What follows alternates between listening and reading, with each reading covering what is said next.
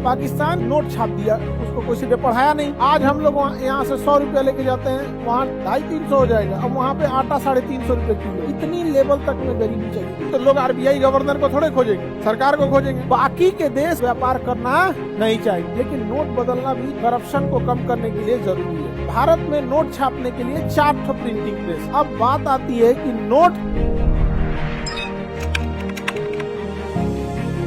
एक चीज तो पता है कि जितना का नोट छापना है, समझदारी ये है कि उतना वैल्यू का आपके पास सामान होना चाहिए। यानी अगर देश ने 10 लाख का नोट छाप दिया तो देश के पास 10 लाख वैल्यू का कुछ ना कुछ होना चाहिए। इंडस्ट्रियलाइजेशन होना चाहिए, सोना होना चाहिए, कोई ना कोई उस वैल्यू का चीज होना चाहिए। यानी आपके देश में जितना नोट छापा गया है, अगर उतना नोट के वैल्यू के बराबर आपके देश में इंडस्ट्रियलाइजेशन या गोल्ड रिजर्व रहे, तो ही जाके क्या रहेगा, बैलेंस रहेगा। क्योंकि नोट जो प्रारंभिक तरीका ही था नोट छापने का कि जितना का नोट छापेंगे उतना का सोना रखना पड़े, लेकिन अब सोना से ज्यादा वैल्यू इंडस्ट्रीज का हो गया है, शेयर का हो गया, ये सब का वैल्यू हो गया है कि नहीं हो गया। तो दोनों को बैलेंस रखना जरूरी है कि नहीं। अगर पता चला कि इंडस्ट्रीज है, ये नहीं है, इंडस्ट्रीज नहीं है और नोट छाप दिए, तो क्या गरीबी दूर होगा? कभी गरीबी नहीं दूर, बल्कि इसका महंगाई बढ़ जाएगी। इतना तो दिमाग में बैठ गया होगा कि दुनिया का कोई आदमी नोट छाप के गरीबी दूर नहीं।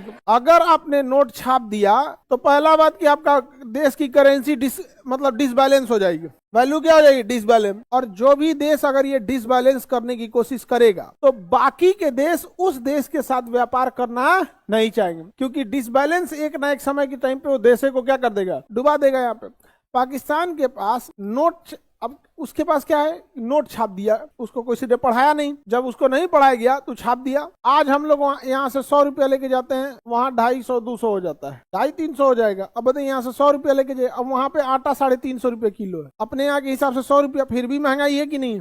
अरे अपने यहाँ 100 रुपया आटा हो जाए तो बवाल हो जाएगा। 34 रुपया पटना में ना है, गांव में तो आजो देहात में लोग आटा गेहूं पिसवा लेता है, अब पैसों ना दे पिसाई का जर्ती कटवा लेता है। ओह मैं से रख लियो, जर्ती कटवा लेता आदमी, पैसा बचा लेता आदमी। तो नोट छापने से इन्फ्लेशन बढ़ जाएगा कि नहीं बढ़ जाएगा? समझ में आ गया? तो जितना वैल्यू का रहे उतना वैल्यू का क्या करना चाहिए, नोट छापना चाहिए। अब बात आती है कि नोट छापने की जिम्मेदारी हम लोग किसको देंगे, आरबीआई को। लेकिन अगर आरबीआई का गवर्नर बिना वित्त मंत्रालय के लिखित परमिशन नोट छाप दिया तब, क्योंकि अल्टीमेटली बवाल होगा तो गवर्नमेंट को झेलना होगा। तो कहा गया है कि भाई देखो आरबीआई वाले लोग, नोट छापना असली है नकली है, डिजाइन कैसा है, किस बैंक तक पहुंचाना है, कश्मीर से कन्याकुमारी तक पहुंचाने की जिम्मेदारी आरबीआई की है।